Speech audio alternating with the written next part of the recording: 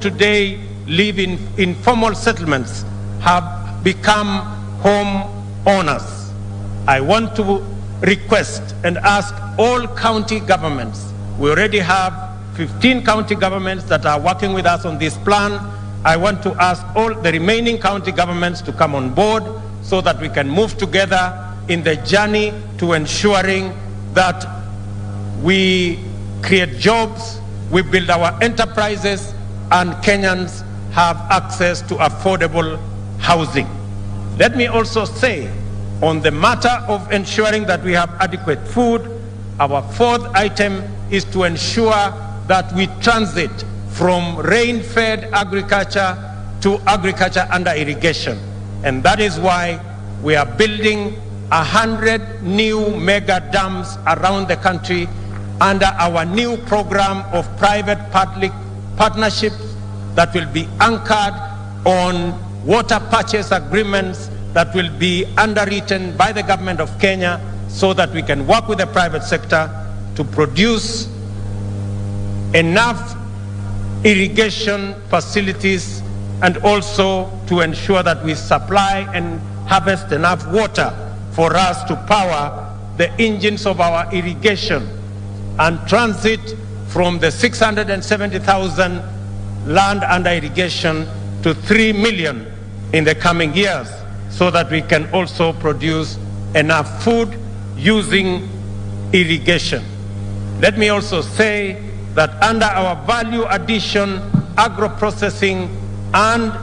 manufacturing sector, our triple program and intervention that will bring on board the Dongo Kundu Special Economic Zone, all the other economic zones including the Naivasha Industrial City and our city in Athi River. We will ensure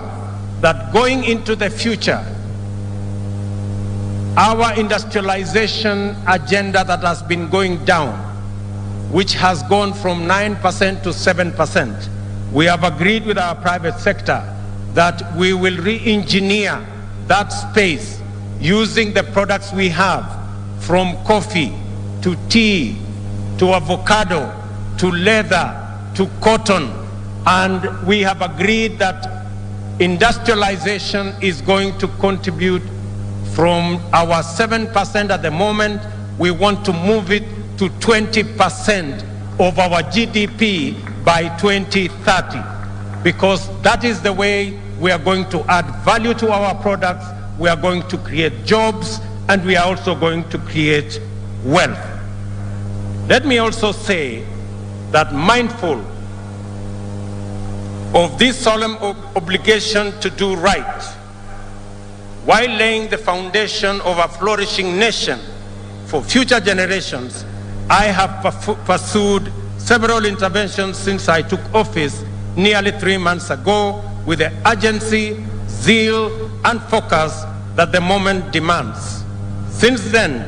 we have engaged successfully to reorient policing operations from a heavy and illegitimate reliance on illegal and extrajudicial interventions, which frequently entailed such intolerable violations as abductions,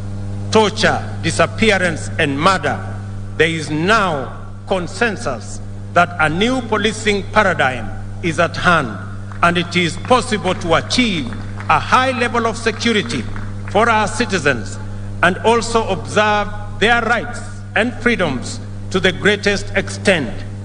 I commend the entire National Police Service, from the constable on the beat to the Inspector General, for the enthusiasm with which they have embraced the changes and enhanced our general security through increased vigilance and improved relationship with citizens